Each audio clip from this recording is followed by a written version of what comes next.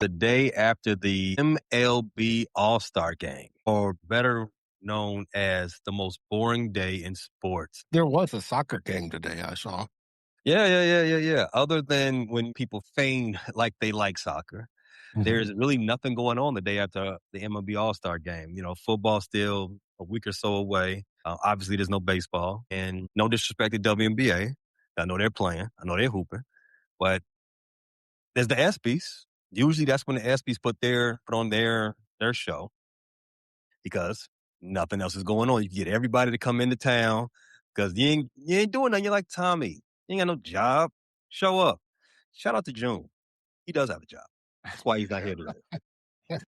So we've got past the part of the summer where we're doing drafts. We're in the halfway point of baseball, as already noted. Free agency is pretty much wrapped up. Camps are done. Jay-Z concerts are done. But again, shout out to June. Not a businessman. I'm just a businessman. So we're going to continue on what we were talking about last week. Lists. But before we get there, there's some more information coming from this royal wedding from the NFL. Travis Kelce and Taylor Swift. I know you all still keeping up on that because why not? It's Travis Kelce and Taylor Swift. Did you all hear that their garbage from the wedding is now for sale? It's on auction. No. For real. No. Check it out. Taylor Swift and Travis Kelce, their wedding trash is being sold online. Fans buying pocket garbage, as it's being called, for $100 each. Would you all buy garbage? I've bought garbage. I didn't think it was garbage, but it ended up being, so anything's possible. It is possible to buy garbage even if you didn't know it was garbage. But if you knew it was garbage, if you knew someone threw it away, are you in the business of actually paying money, hard-earned money, for hand-me-downs? Well, I guess technically it's not even a hand-me-down. It's actual throwing away. No. One man's garbage is another man's treasure, right? No. It can be, but little gum wrapper, Hey, maybe Tay-Tay, ate the piece of gum out of this. Swabbing for DNA. Listen, man, your half-eaten piece of cake is not valuable to me. I don't care whose cake it was now. Well, if it was Sizzle. It was probably some nice cake in there now. If it was Sizzle cake, you getting my money. You're getting my money. But anyway, I just find that a little weird. We're in a very weird timeline. People are doing a lot of weird stuff. But while we're on the conversation of trash, let's segue to the Packers. So, by all means, right? So, again, in extension of what we talked about last week, lists are all the rave during the summer. It saved our lives. It saved the world during the pandemic. We had nothing else better to do but just make lists. And watch The Last Dance from Michael Jordan and the Bulls. Save the world. And Amazon. They also save the world too. But what we got going on for lists as it relates to the Packers and NFL as a whole is PFF, ESPN, so on and so on, a bunch of other aggregators and publications. They got their top list out. So I'm going to drill down to just two because there's a lot of lists. But I'm going to drill down particularly PFF and ESPN. ESPN got their top. They've been having a rollout this whole month. Top wide receivers, top interior linemen, top offensive tackles, so on and so on, quarterbacks. So this is what ESPN and PFF have for the Green Bay Packers. Their top 10 players per PFF, Pro Football Focus, they've got Jordan Love, the number 6 quarterback. They have Matt LaFleur, the number 6 head coach in the league. Their top 10 players by ESPN, Micah Parsons, the number 2 edge in the league. Tucker Kraft, the number 6 tight end in the league. And Edgerrin Cooper, the number 9 linebacker in the league. Fellas, just scanning over that. And I know you all have seen the list because we all like to jump into the list. Thanks a lot, Campo. Do you all agree that, before I even ask if you agree with the thing that stuck out to me, what about the top Packer players jump out to you? Anything you vehemently disagree with, or just right? I vehemently disagree with their professional quarterback being ranked 6th. That's absolutely crazy. Bingo. That puts him below the top 5, right below the top 5. In the top 5, everybody considers to be about the same. You got Mahomes, you got Lamar Jackson, you got Josh Burrow, you got Allen, right? Those guys are the cream of the crop. And then you put Jordan Love. Are you kidding me? Not even close. I'd rank him down there like they ranked, I saw somebody else rank the wee widow one at 29. Damn. I wouldn't be too, you don't sound that upset there. I'm not. It is what it is. We're fine. Yeah. It is what it is, right? But these are the type of things we love about lists. It gets our juices pumping. It gets us ready for the season. But number 6 for Jordan Love, that's crazy. Absolutely asinine. B. Foster, what did you think about that? No, yeah, that's crazy. I mean, the top 5 is pretty consensus. I think that no one really argues. So for him to be just outside of that is that puts him in a pretty top notch area. So yeah, I mean, even Matt LaFleur, what did they say? 6? No, number 6 head coach Matt LaFleur. I'm gonna go there next. Oh, I've got something to say about that. That was ridiculous too. But them putting Jordan Love in the top 6 of quarterbacks was really egregious. Now, I will say this, because we did do a whole episode on this, Frustrated Chicago Sports Fan channel, me and my boy Q, we did break all this down. Understand, PFF, they are really, really analytical, right? They are more so I more so go to them when I'm looking for fantasy insight. And when they do delve into the NFL stuff, it is also by the numbers, and they make up their own stats. They talk about advanced on top of advanced type stats. Right. So I will give them that out. But here's what they said about Jordan Love. They say Love took a big step in 2025. I didn't see it. He's combining his efficiency with consistency. I didn't see the consistency. He led all qualified quarterbacks in EPA per dropback, whatever that means, while his 88.7 PFF passer grade and 2.97 wins above replacement both ranked among the league's top 3. The Packers quarterback was particularly impressive when pressure was kept at bay. Now, that I agree with. I saw that firsthand. He was a 94.2 PFF passing grade from a clean pocket. He also continued to create explosive plays without putting the ball in harm's way, pairing a 5.9% big-time throw rate, which was 5th in the league, with a 2.6 turnover-worthy play rate, 9th in the league. 2 words for everything I just read. Mumbo jumbo. I didn't know they had WAR in football. Wins above replacement. I didn't know that was. I know baseball. That's no. Yeah, it's a baseball stat that they take to all sports now. Yes, that's crazy. I don't even like it for baseball. Yeah, or I like it in baseball. I kind of live by that, but that's probably flawed. No, it's flawed. I don't like it. It's flawed. I mean, because watch the Holy Cow show over here at the Frustrated Chicago Sports Fan channel, but Shohei Ohtani is a 6 WAR. Not to go too deep into baseball, but Shohei Ohtani is a 6 WAR this year. PCA is a 5.8. If they continue their trajectory, they're going to have some of the best seasons of all time. Ohtani deserves that playing 2 different positions. Everyone plays 2 different positions unless you're a designated hitter. I mean, he's a pitcher. He's a pitcher. He's the best pitcher in the game. I think WAR is a little bit trumped up. But in any case, we all know that Jordan Love's ranking is a little bit bogus and is sitting on fluffed up stats. But the number 6 grade for Matt LaFleur was what really made me take a seat. We've talked about it ad nauseum. Matt LaFleur has had the Packers at a number 7 seed 3 consecutive seasons. 3 straight seasons making the playoffs and losing in the first round.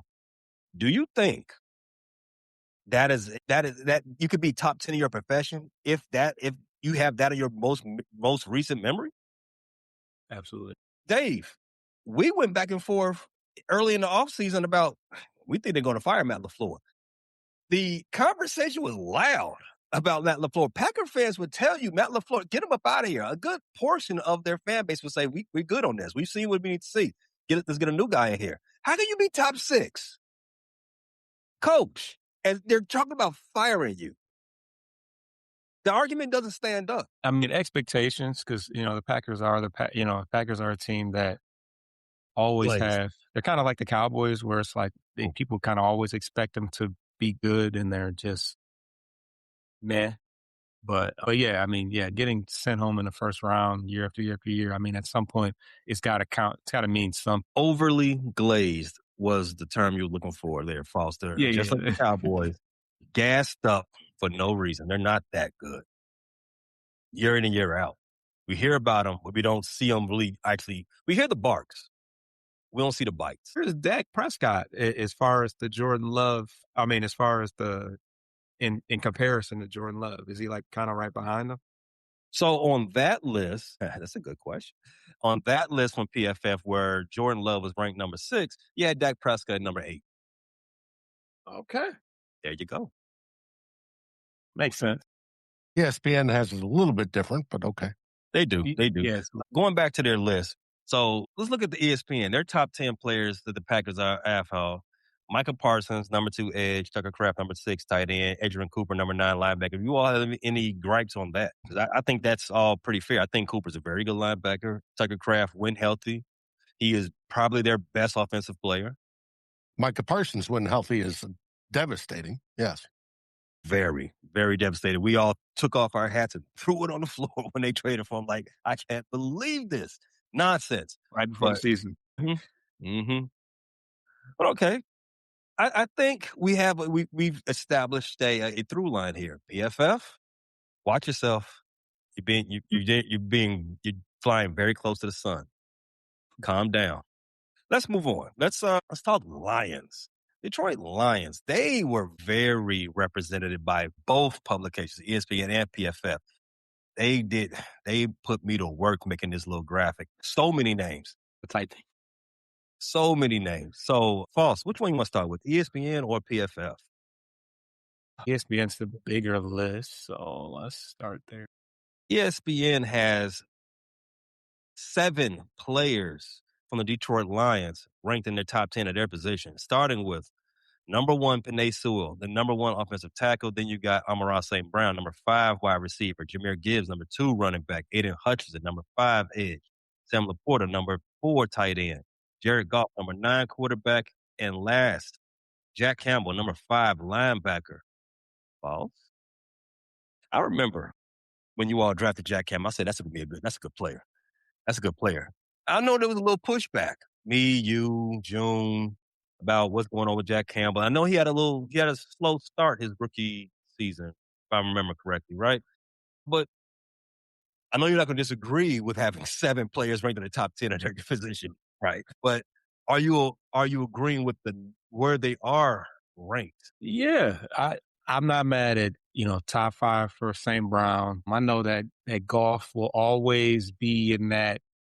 He'll never be considered. I don't think he'll ever be considered a top 5 until he really, really wins something.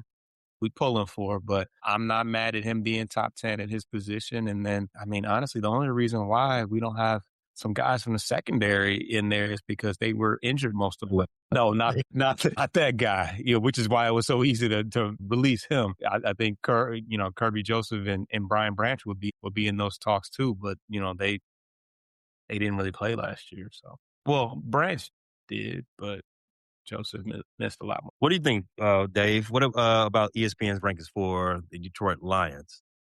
I think it's fine. They've got a bunch of good players. The question is, can they put it all together and win something? Can they stay healthy? Is the case. And Laporta included, because he's top 4 tight end, but he missed a good chunk of last year too. That's the person. That's the name that's jumping off the page for me as it relates to ESPN's rankings. Sam Laporta, top 5 tight end. If we stop him at his rookie season, yes. I was going to say he had a Pro Bowl rookie. He had a record-setting, like Hall of Fame rookie season. Tight ends usually never start off that good. He was Ditka level rookie season for a tight end. Yeah, gotta look that up. Dicka's. Come on, I know. Just for anybody know, Ditka has one of the best rookie tight end seasons of all time, and then Sam Laporta came right up on his tails. Mm-hmm. Okay. But the last 2 seasons for Laporta, I mean, as a top 5 ranking, still holding up. Are there a lot of great tight ends right now? Well, it's a good question. It's a good question. Let's talk about it. So the other tight ends that's on the list that he is ranked ahead of. Let's just see, let's just see. We already talked about Tucker Kraft from the Green Bay Packers. Would you all Tucker Kraft or Sam Laporta? Which one are you going with? Porter. I mean, healthy, both healthy. Laporta. What about you, Dave? I mean, your boy Pitts is the highest paid tight end right now, right?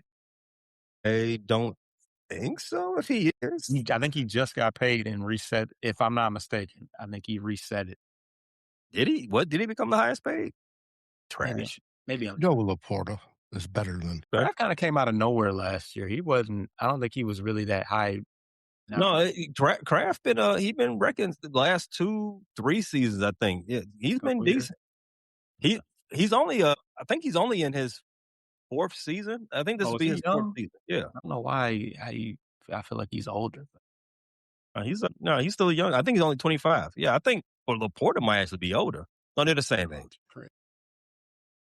Tucker Kraft is number 6 on ESPN's list, followed by Colston Loveland from the Chicago Bears.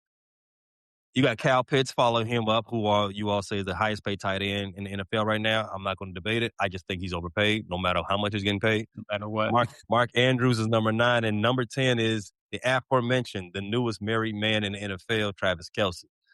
So this list is kind of bunk. Like, who'd you say? Yeah, like Mark Andrews is washed. You said Andrews is what? 9 or number 9? Yeah. So who's over Laporta is the question. Right now, McBride. Yes, McBride is number 2.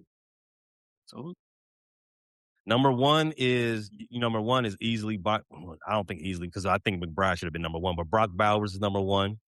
And you got George Kittle number 3, which I have some concerns about as well. So yeah, this list is kind. I mean, the group is kind of weak to me. Kittles. I mean, Bowers. I would have never. I mean, he's playing for a terrible team. I would have never guessed Bowers. The same thing I said about Laporta is the same thing I say about Bowers. Rookie season, sure, great. But after that, what happened? Now, does your ranking today support what you've done since your rookie season? And I don't think it does. I will put McBride there number 1 easily. Yeah. And then I would have, and it's a conversation after that. You can make a conversation for Bowers. You can make a conversation for Laporta, Colston Loveland, McBride, not McBride, but Kraft. All those guys can fall in somewhere between 2 and 5. What's tricky is injuries have kind of cooked all of them. Kittles. Well, I feel like Kittles missed the end of, or Kittle. Is it Kittle or Kittle? Kittle. I think the basketball player. Singular. But yeah, I know Kittle got hurt at the end of last year. Porta. A lot of them dealt, Kraft, obviously. They all kind of dealt with injuries that kind of. Where's Hawkinson? He didn't make the list. Was the top 10? Yeah, it's a top 10. Hawkinson was not even in the outside. Honorable mention? Wasn't even in. No, he wasn't in the honorable mention. He was in the also receiving votes. So there was a top 10, and then there's the outside looking in, and then there's the also receiving votes. And that's where T.J. Hawkinson landed on that list. He was first in that list, yeah. Now, did you guys see the Athletics reporting on how they did a story on how different positions age and which positions, how to evaluate them when they're in their prime, and by the prime, when they got the highest AV scores? How did they say they aged? How did they say they aged? Tight ends are real good their rookie season, and then they drop off the planet of the earth, edge of the earth, and they come back about 26, drop off at 27, 28, 29, 30, they're good. Drop off 31, 32, they're good. The prime years for a tight end per Pro Football Reference and gathering their AV is 33, 34, 35. So Kittle's in his prime? That's what this study did. And the study was since it was 2020 through 2025. What's the explanation into how that happened? how Pro Football Reference, how they compute the AV. So it's yards, it's touchdowns, it's all sorts of things that go into that. And then they rank points wise. The rationale, like in how that and why that happens, though. Well, Yeah. Pro Football Reference, it's an aggregated stat page. So, Right. And it's taken all of football, 100 years worth of football data. The most they can gather is all there. And then they rank it by AV. That's their stat. And I find that absolutely fascinating that tight ends are that. Most positions, it's usually older than people think that they get the most productive. Now, that doesn't mean those players last that long. There's still the average of an average NFL player career lasts 3.5 years type deal. But the ones that do stick, the more productive ones, happens for tight ends 33, 34, 35. Okay. You want to keep your tight end longer than not long. So that's why the Baltimore Ravens chose to stick with Mark Andrews for this long, huh? Okay. Let Isaiah Likely walk. Where did he go? I forgot where he ended up. No idea where he went. That's why T.J. Hawkinson took a pay cut to stay. I know these skullheads like that. Around. All right, so the other list that Detroit has, PFF list. So 4 names there. You got Dan Campbell coming in at number 5 head coach, 1 ahead of Matt LaFleur. So, which I think is both crazy. Jared Goff, number 16 quarterback, according to PFF. Amon-Ra St. Brown, he retains his ranking on both ESPN and PFF. And Jameson Williams, welcome to the show, number 22 ranked wide receiver, according to PFF. So Dan Campbell, number 5. I'm going to spoil the surprise for everybody. This, out of all the rankings that we're doing between both sites, best coach in the NFC North, because KOC and Ben Johnson were not represented in the top 10. Right. Which is fine. But you said you think it's crazy that Dan Campbell's number 5. Dave. Yeah, because why is that? Well, that was PFF, right? Yes. Okay. If it was ESPN with the football execs and all that, I would say that's crazy. Why I say it's crazy is because Dan Campbell, even though the Lions have had their best few years in their history this last few years under his leadership, they haven't won anything. They've won the North a couple times, but that's it. There are Super Bowl winning coaches that are still coaching that I would say are better. Now, I love Dan Campbell. I think he's a heck of a motivator. If I was in my youth, I would have loved playing for him. I think 2 things. Yes, he is great on TV. I love watching Dan Campbell on TV. His interviews, magic. But I think, according to their list, again, we did a long show on this. I don't think anybody will argue with the top 3 coaches from PFF. You got Andy Reid, Sean McVay, and Cal Shanahan. I don't think anybody will argue with that top 3. Dan Campbell being the top coach in the NFC North, I can't really find a real good argument to be mad about that Matt LaFleur being number 2, while I don't like it, I definitely don't think he's a top 10 coach. But him being number 2 in the division while he's on the hot seat, it's a little weird. But he has more wins than LaFleur, I believe. Dan Campbell? LaFleur. Yeah, LaFleur is, I believe, he's 76-40. 76-40-1 in his 7 seasons with the Packers. Cool. Good record. His first 2 seasons with the Packers, he went to championship game. No. It's great. It's a nice record. First 2 years with the Packers, he went to the championship game. Didn't win them, obviously, but I think that first time getting in, he had a little fluky, because they played the Packers. The other team they be saying is overgassed. But in any case, because the Packers choked, not because the Cowboys choked. But since then, we definitely talked about it. 3 straight 7-seed seasons. 3 straight losing in the wild card round. I don't know how you can put all those things together and still say top 10. Now, whether you're top 2 in the division, that's another argument. Because I'm not saying this as a Bears fan who hates on the Packers because, I could. I mean, who's going to check me? But because I don't think Ben Johnson should be in the top 10. I'm not advocating for him to switch spots. You know what I'm saying? Ben Johnson's a rookie head coach. 1 season done it. said it, but anytime. It's easy. It's a lot easier to do something when no one expects you to do it. Ben Johnson won the division as a rookie head coach. Took the world by storm, won a playoff game as a first-year coach. It's a lot easier to do things when no one expects you to do things. Now, do it again when everyone is expecting you to do it. That's when you start getting the rankings. To me, that's when I start putting you in the upper echelon in those conversations, top 10, maybe even elite. That's when we'll start having a conversation. So I'm waiting for that for Ben. I ain't got no animus for Matt LaFleur and his rankings based on me being a Bears fan and wanting to prop up Ben. Ben gonna already handle his business when the time comes. But the argument just doesn't sound right saying Matt LaFleur, hot seat, also top 6 head coach, number two head coach in the division. It's just those things, it don't mesh. It's not. Yeah, one is hot seats generally generated by fan sentiment. No. This is a unique situation in Green Bay. They switched up their leadership. It's a new Boston town. Well, and new boss. Yes, I agree. New Boston town. You need to show some results, Matt LaFleur. I'm sorry for you. I'm gonna just let you know. I have the time stone. I have a crystal ball. I've seen your future. So Dave, do you think Vrabel should have jumped Dan Campbell in the rankings? He's at like 7. Matt Vrabel's. You talking about the cheater? I'm sorry. The 9. I mean 9. Yeah, he's number 9. Should he have jumped LaFleur? No, well, I'm saying. Well, you said that there's Super Bowl. Well, he made the Super Bowl. Made the Super Bowl. Yeah. Obviously, he lost. Right. And his marriage.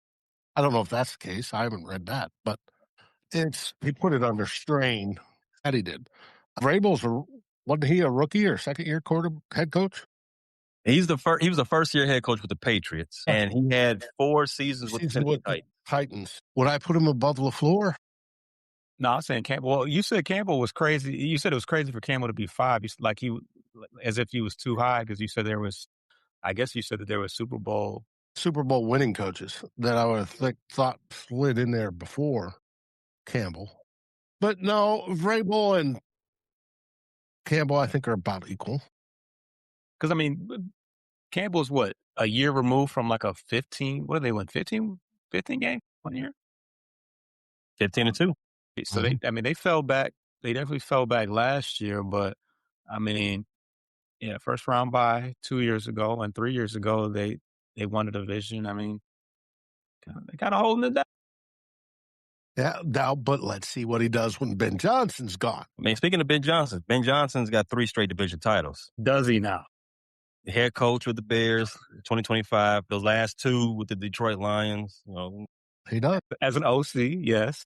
I'm just saying, if we want to, if I was making an argument to put Ben in the discussion, I mean, that's where I would start. Maybe that's fair. I don't know if that's fair or not.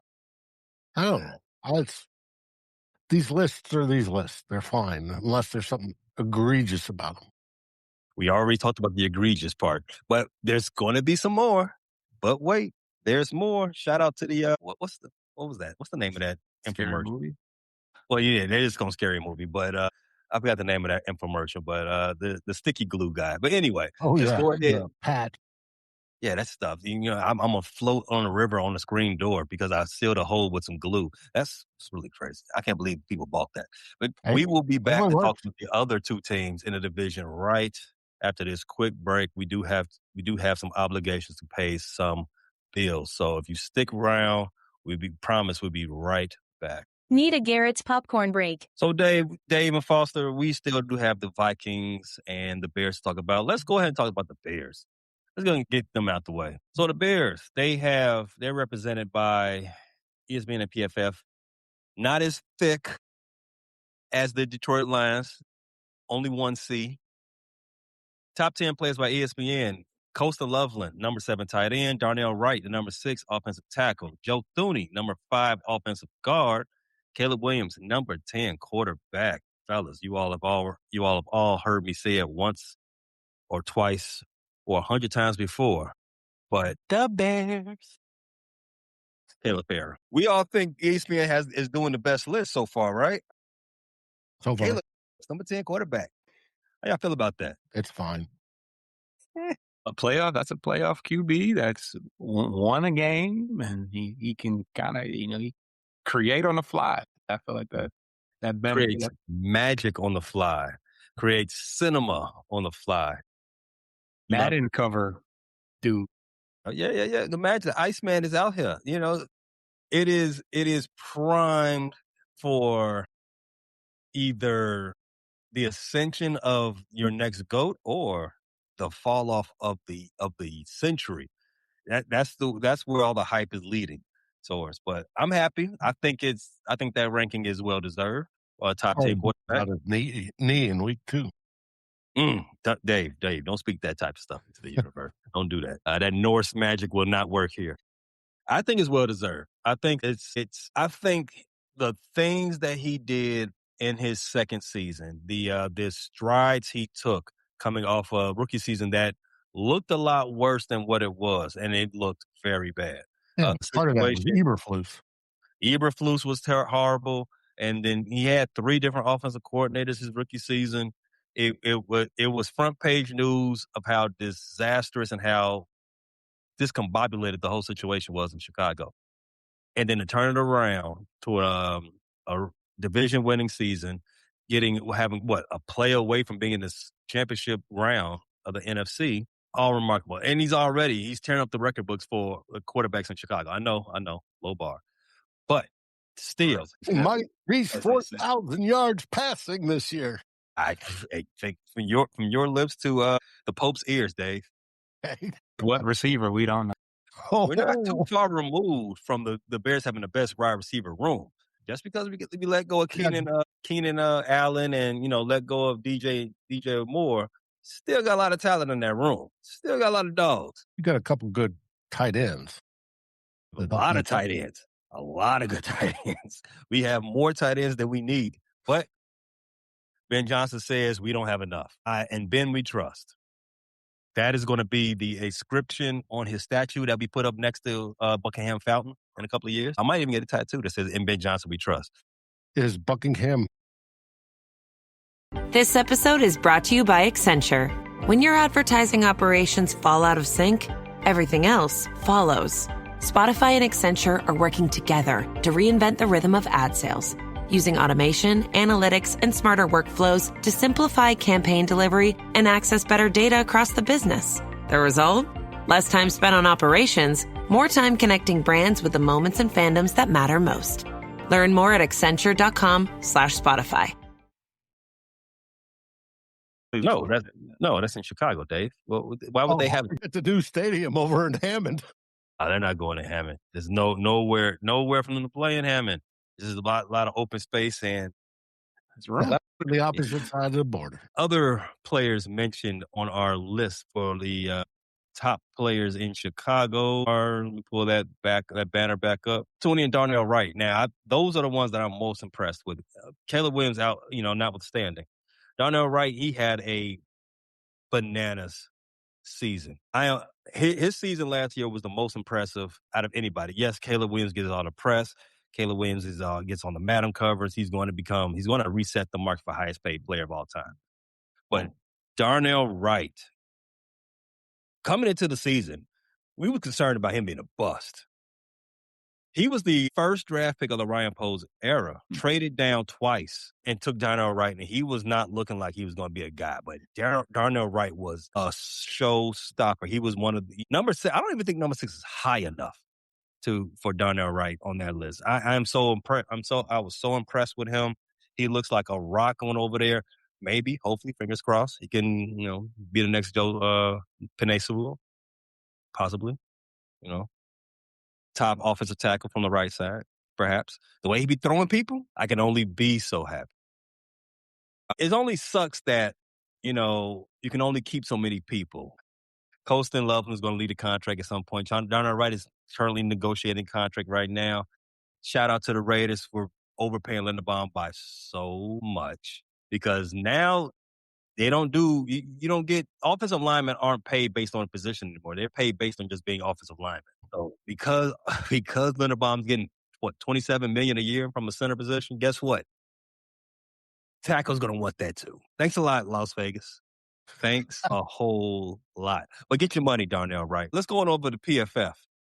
The PFF grade for the Bears have only one player listed. Caleb Williams is number 13. Not as impressive as the ESPN. Obviously, ESPN is a top 10 list. PFF has them at 13, which puts him 7 behind Jordan Love. Absolutely ludicrous.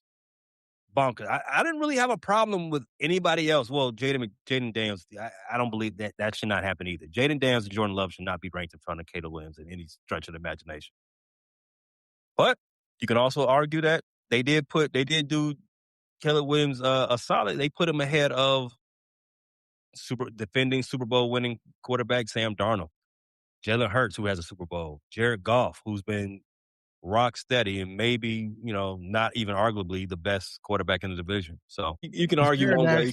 Against Sam Darnold? What about Sam Darnold? Is there a national prejudice against him? Because he's redheaded? Probably. Because he's a ginger.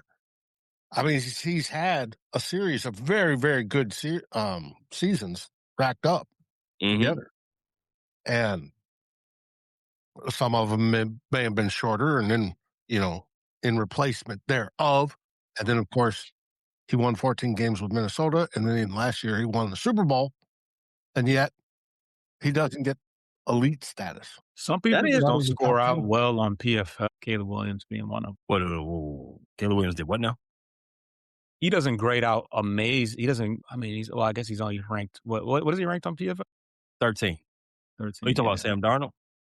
Yeah, well, I'm saying in general, but Caleb Williams being one of the people that doesn't grade out amazing. I mean, he has a 75 score on PFF. Yeah, I mean, like I said, PFF is football for nerds. It's the guys who watch football while they're also got the computer open and they're coding. They got their calculators out and writing down numbers. Yeah. You know those commercials during the NFL games, and they're talking about AWS and Amazon, and you're doing all that. This play had a success rate of 16.7%, something like that. They're the ones figuring out those numbers. Yes, but you know what? That's football for them. That's kind of crazy how that. I mean, because the success rate on some of his throws are probably in the low ball range. So I mean, all I care about is being successful. Yes, baby, the W's. That's the only stat that matters. The only stat that matters. So, and they say wins isn't a quarterback stat. Nerds. He didn't have that many wins. Damn. All right, let's get to the last team of the division, Dave. Now, you guys went on how long of a win streak to finish the season? We won 5 games in a row. 5 games in a row to get back. Did it over 500? Over 500. We were 9-8.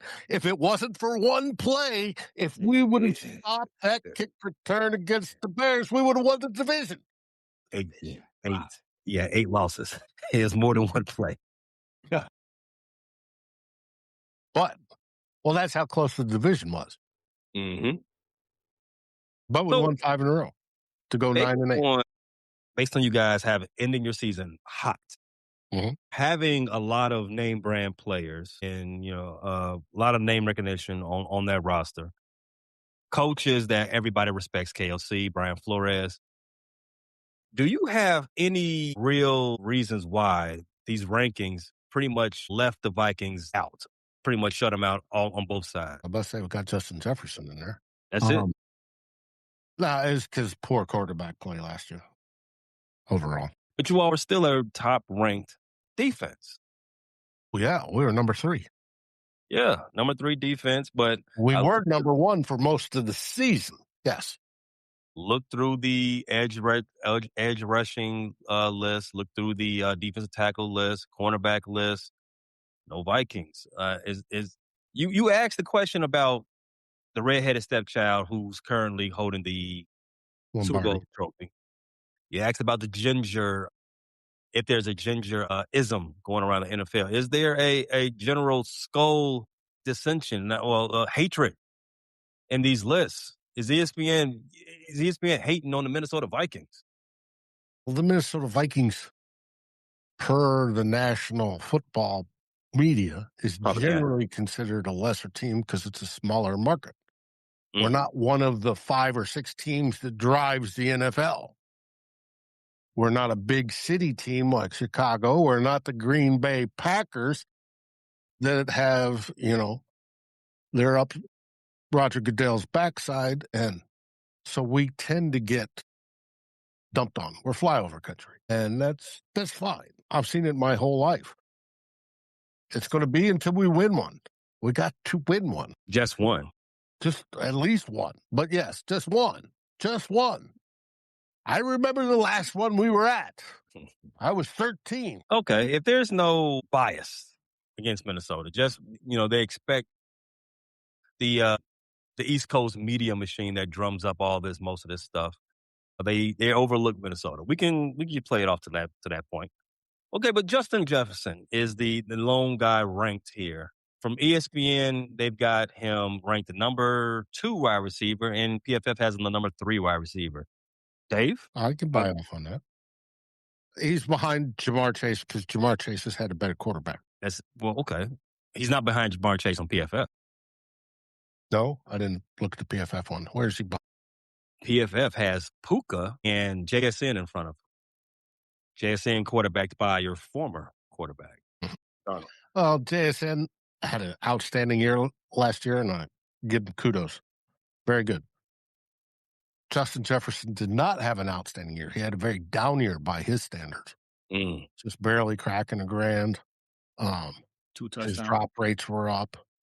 It was because of bad quarterback play, unfortunately. Whether it be Jim McCarthy, whether it be Carson Wentz, or whether it be Max Brosmer, it was bad.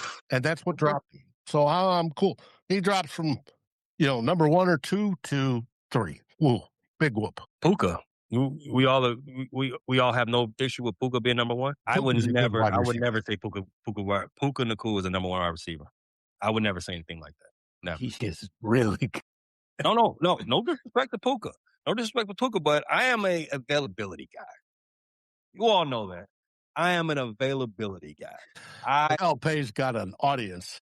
You all know that. Puka, he plays hard, but that comes at an expense, right? It's just for him. Now he makes dog catches. He makes catches all over the field. He can high point the ball. He has strong hands. He can catch it in the middle. He can catch in traffic. I love that. Catch it at his shoelaces. The whole works. Yeah. He's good.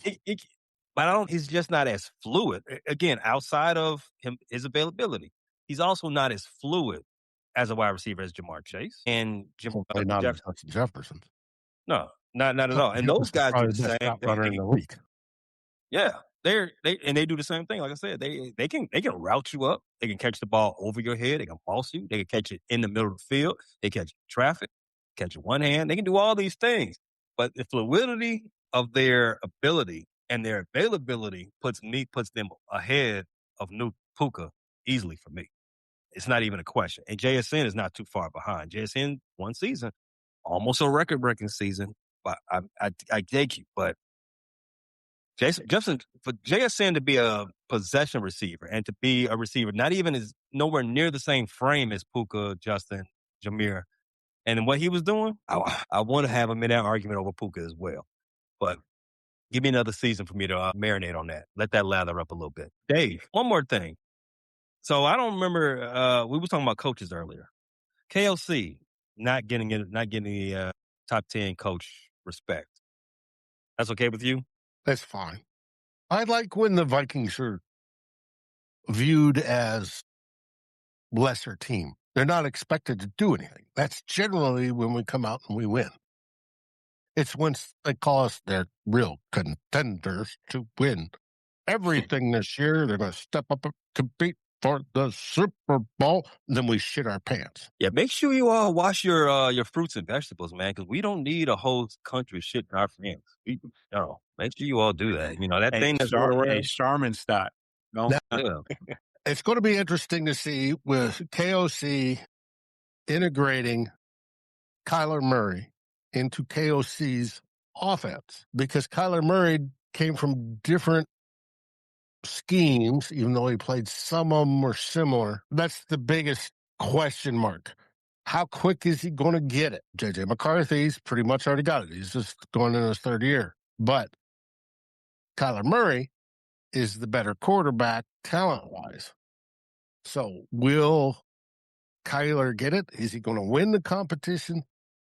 How is KOC going to influence both of them? It's KOC won Coach of the Year, but so did Stefanski. Stefanski won it twice, and he got fired. True. Now he's in Atlanta. That's where he is now, huh? Mhm. I didn't know And Wentz he's was probably from Minnesota until just now. happy about that. Yeah, he's got Tua on his roster. Why would you be happy? No, but he's out of Cleveland. Doesn't have to put up with that headache. Or just living in Cleveland in general. Well, I mean, one quarterback controversy for another. Neither one are the answer for neither one is on the roster.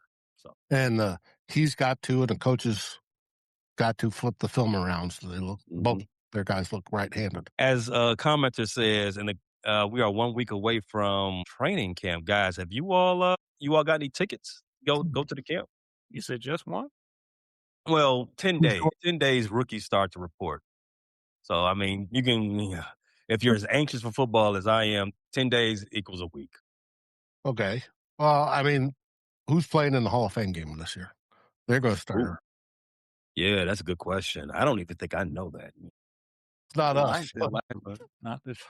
But I know our rookies, everybody's in camp the 28th or 29th. The rookies report a day earlier on my side. And they're like 1 or 2 days earlier on you guys' side. Ooh, it's going to be a barn burner for a Hall of Fame game, guys. Are you all ready for this? Arizona at Carolina. Well, Arizona plays Carolina in Cleveland. Yay. All the stars are going to be out. Even better. Well, not in Cleveland. They're down in Canton, aren't they? Yeah. Well, yeah, that's what I meant. Canton, Cleveland. Just say Ohio. Ohio. That's right. Doesn't matter whether it's Cleveland, whether it's Cincinnati, right, Tim? That's a swear word. No disrespect to Cedar Point. I like Cedar Point. All disrespect to no disrespect to Cincinnati. Cincinnati's a fun city. I like Cincinnati. Yeah. But Columbus, Cleveland, Cincinnati. I mean, Toledo, Dayton. Get out of here. We have rookies reporting the 20. Okay. Did you say you all? I know Tyler Fornes is going to be loud and proud and in the building. Any representation from the Bleachers to Speakers crew? No, they too football crazy around here, man. You still can't. They still haven't given up on us yet. So pretty unattainable ticket. Yeah, I mean they've been sold out for a couple of weeks now in Chicago. So, but they said they're going to release more ticks, and we shall keep our eyes open. But while we are keeping our eyes open, what you all got going on at the Vikings First and Skull channel Tomorrow night, the Real Forno show, Tyler's going to go over the case of J.J. McCarthy winning the starting job and what it's going to take for him to do that. And then we'll have 2 whole bloggers on Sunday. Well, that is going to be an excellent dissertation. Well, knowing Tyler, it's a huge step for him to admit it is possible J.J. McCarthy actually defeats Kyler Murray for the starting job. Wow, I think I'm going to check that out because I want to hear the argument because that is a leap. Tyler's been a huge advocate for Kyler Murray this whole offseason, and now he's taken the opposite view, which a good reporter should. They should look at both sides and give you all the facts. And tomorrow night, he's going to give you why J.J. McCarthy will win the competition. Going to be a good show to watch. Mm-hmm. Bleachers the Speakers. What you all got coming up as we finish out these last few days before camp starts? Right now, it's Pistons and Tigers. The Tigers are had a bit of a hot streak towards the end of the All-Star break. So almost to the point of the trade deadline and all that. And obviously the All-Star game just passed. So we got that. And then we got Summer League basketball, Pistons, off-season type stuff. We still got unfinished business as far as one of our bigger players has still been unsigned. So still waiting to see, what the deal with that is, because that could have implications for a lot of different off-season conclusions. True. Yes or no? Trading Scoopel. Do you just punt the season? Trade Scoopel now. Yes or no? I honestly I think that you're not even punting the season trading Scooble. Our starting pitching staff is pretty strong, and we don't even win all that often just because he's pitching. And part of that is because he can only go 5-6 innings. So I think we have an ability to sell him off and still buy an all-in-one, because the Dodgers don't want him going anywhere else. So they're going to give us the that we need, I think, when it's all said. I think whoever eventually assumed Scooble's new address for the remainder of the season played themselves, because they should have traded for Scooble weeks ago. So in case it doesn't work out, you can trade him away again. You say that concept, but I don't see that happen very often. It's a thing. It's possible. It's possible, especially when you got the Dodgers still sitting around there. Like, hey, come on, you can always play the Dodgers up, right? Because they got FU money. They don't care. They don't. I don't think they have an accountant on staff.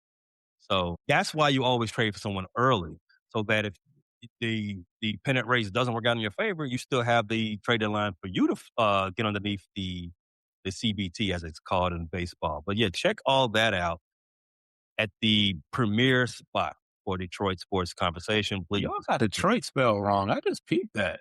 It is? But this is why you don't trust AI.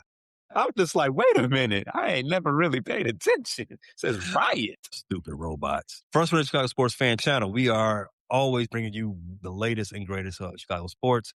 Cubs and Sox resume play Friday. The Cubs will be hosting the 2 Minnesota Twins, and the Sox, we will have an episode for them before this week's ends. JJ3 and Harry get on your business. But with Bears, we will have one more episode prior to the camp ending, and we'll be covering why we have such a dogged belief in Ben Johnson. What does Ben Johnson do that makes everyone just think that, we got Ben Johnson? Of course we do. Thanks for watching, everybody. Always remember to Bears. Appreciate you tapping into this latest episode from the Frustrated Chicago Sports Fan Channel.